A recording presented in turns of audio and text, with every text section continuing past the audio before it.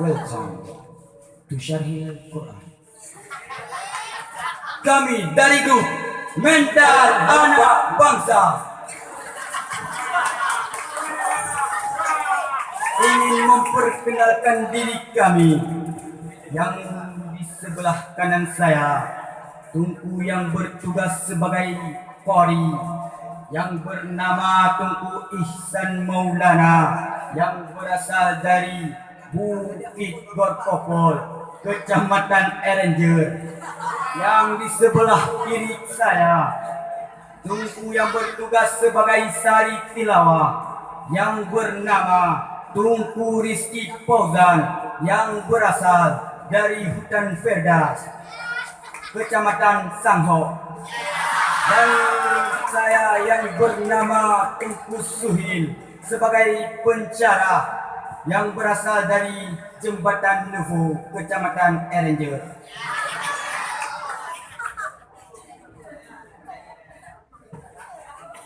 Assalamualaikum warahmatullahi wabarakatuh. Alhamdulillahi rabbil alamin.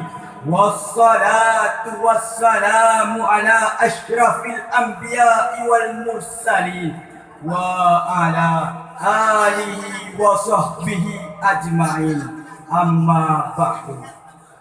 Yang mulia dan yang terhormat kepada Walid ma'a keluarganya, yang mulia yang terhormat kepada Abah Abi ma'a keluarganya, yang mulia yang terhormat kepada Dewan Hakim, dan yang mulia dan yang terhormat kepada santriwan dan santriwati calon aset masa depan bangsa.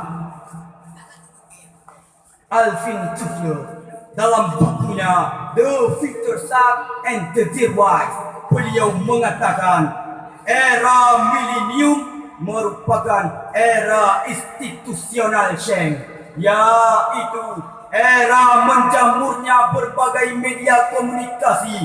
Konsekuensinya pada suatu sisi melahirkan nilai-nilai positif, namun di sisi lain overloading information melahirkan disease of adaptation, yaitu penyakit adaptasi, penerimaan terhadap unsur-unsur asing tanpa memperhatikan baik atau buruknya. Ketika orang Barat berjudi, remaja dan pemuda kita terlena dengan geprekan rem. Ketika orang Barat terlena dengan minuman-minuman keras, remaja dan pemuda kita terlena dengan mabuk-mabukan, hotel hari, tenggak whisky, berani. Bahkan yang paling mendasar penyakit adaptasi ini melahirkan globalisasi dan spiritualisasi. Bocah berfaham. Akibatnya manusia hidup bebas, keras, beringas, ganas, bahkan lebih ganas dari binatang buas. Oleh sebab itu hadirin, pada kesempatan kali ini kami ingin menguraikan satu syarahan yang telah kami rangkum, yang akan kami kupas, sekaligus kami angkat sebagai tema remaja dan pemuda sebagai aset masa depan bangsa. Dengan rujukan surat Al-Anfal ayat 24 dan 25 sebagai berikut. A'udzu billahi minasy syaithanir rajim. Bismillahirrahmanirrahim.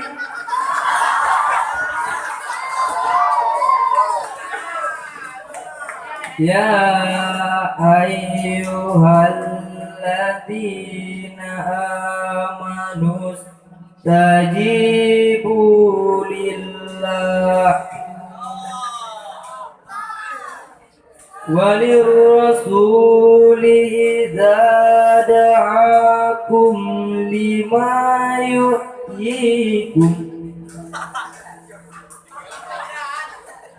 واعلموا أن الله يحول بين المرء وقلبه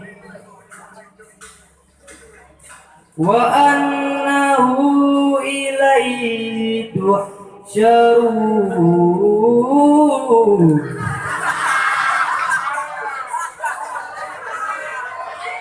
واتقوا فتنة لا تصيبن الذين ظلموا منكم خاصة واعلموا أن الله شديد العقاب. Kami berlindung kepadamu ya Allah dari godaan syaitan yang terkutuk,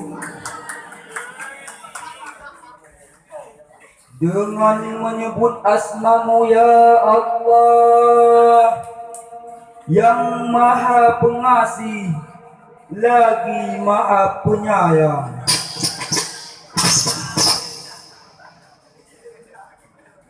Wahai orang-orang beriman, penuhilah seruan Allah dan Rasul apabila dia menyuruhmu kepada sesuatu yang memberi kehidupan kepadamu, dan sesungguhnya Allah memisahkan antara manusia dan hatinya, dan sesungguhnya kepadanya lah kalian dikumpulkan.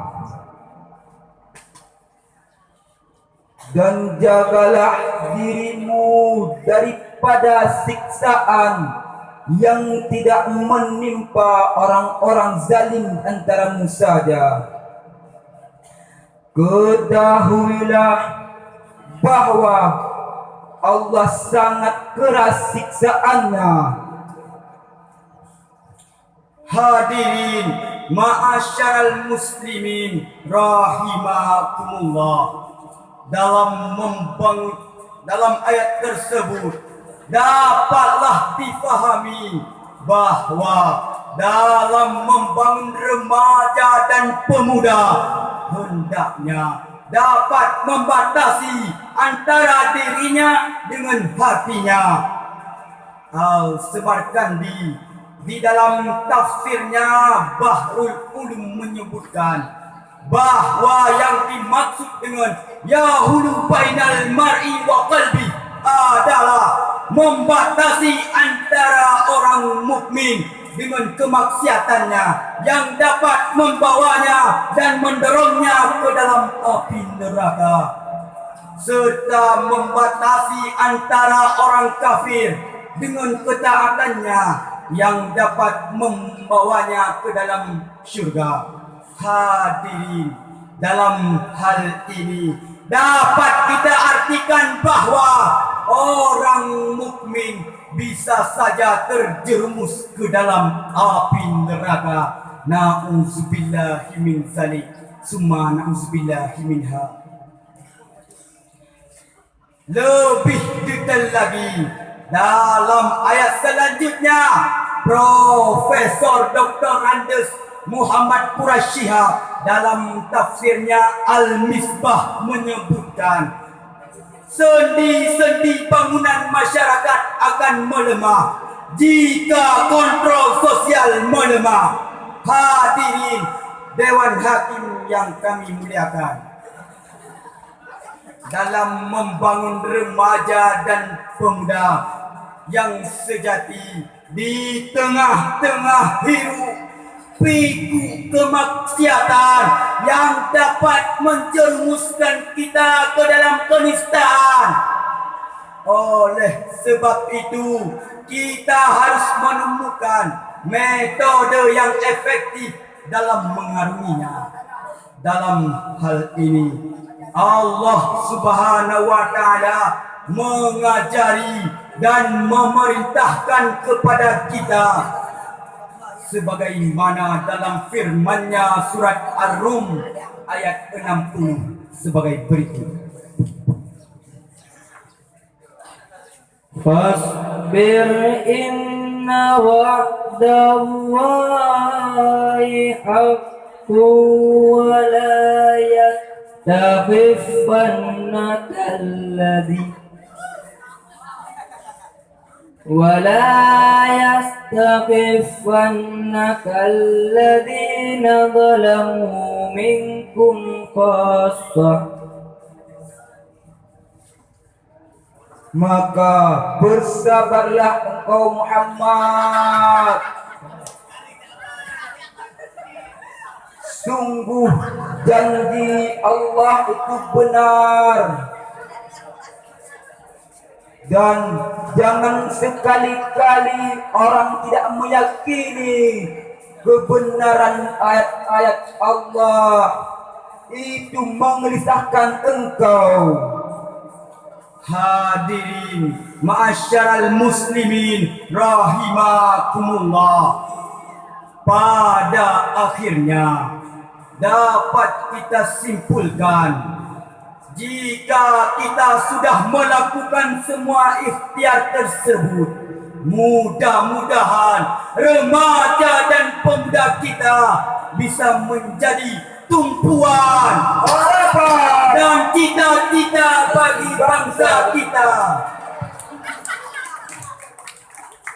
Amin amin ya rabbal alamin.